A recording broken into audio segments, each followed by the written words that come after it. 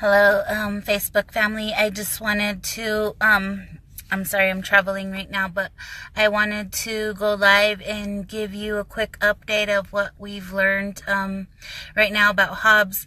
So, families are finally getting calls today, which we're so excited about, that people are able to talk to their loved ones and know their status and know that they're okay. That was so important. That was one of the key issues to this crisis, was the not knowing and not hearing from them.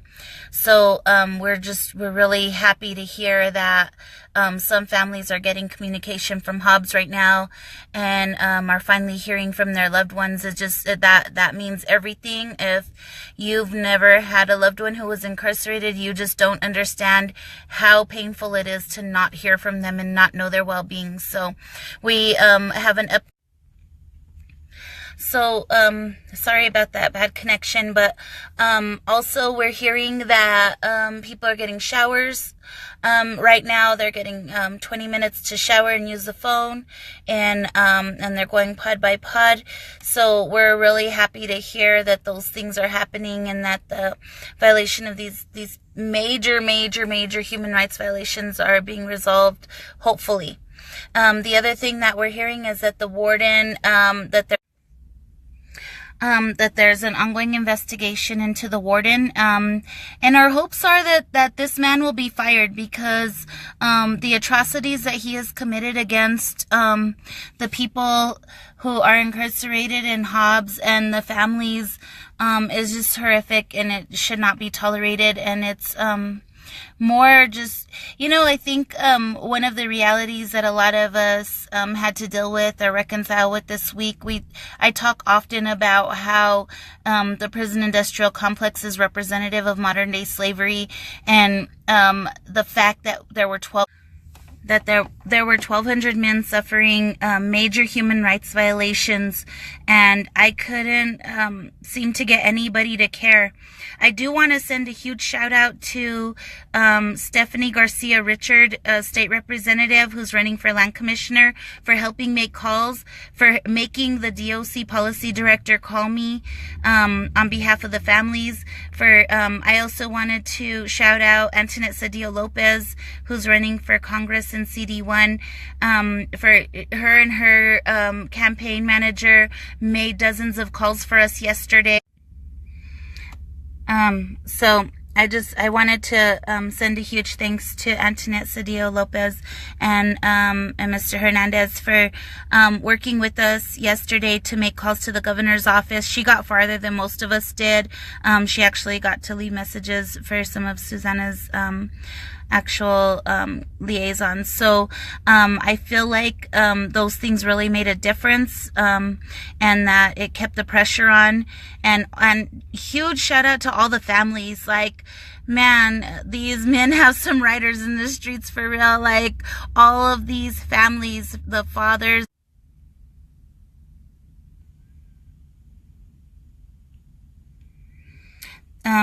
so I'm sorry, my internet's going in and out here. I'm at a truck stop. So I just wanted to let everybody know, it looks like hopefully we're back on track, that at least family members can hear from their loved ones and know what's going on and hear the status, hear that they're okay, their well-being, and that they hopefully, although this was trauma, hopefully we'll be able to recover from this. And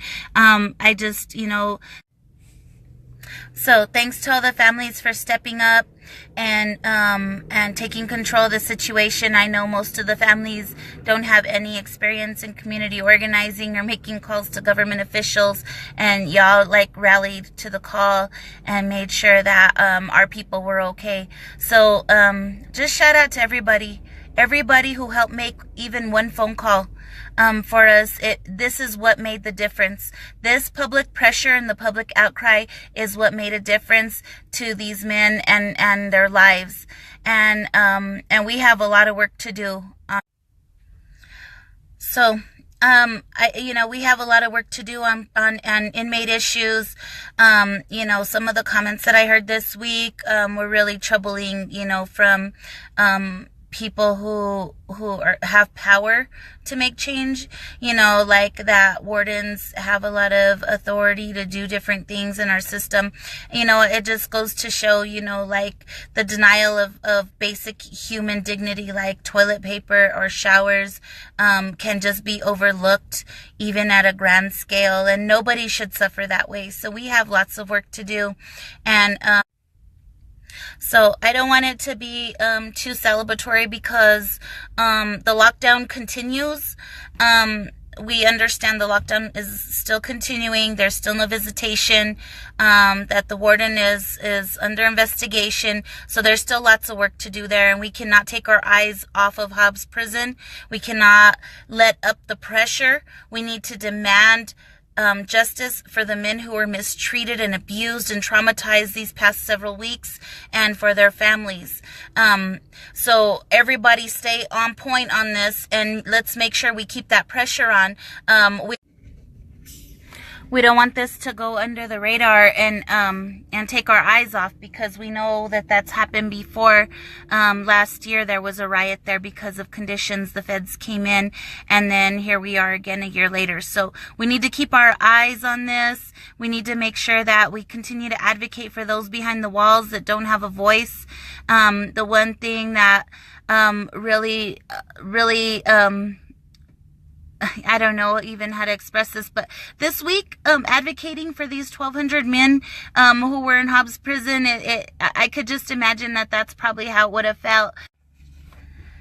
That is how it must have felt for people who were advocating for slaves in 1860. Like, that's how traumatic this felt this week. That just nobody it took hundreds and hundreds and hundreds of phone calls for us to get somebody to come in and start to intervene.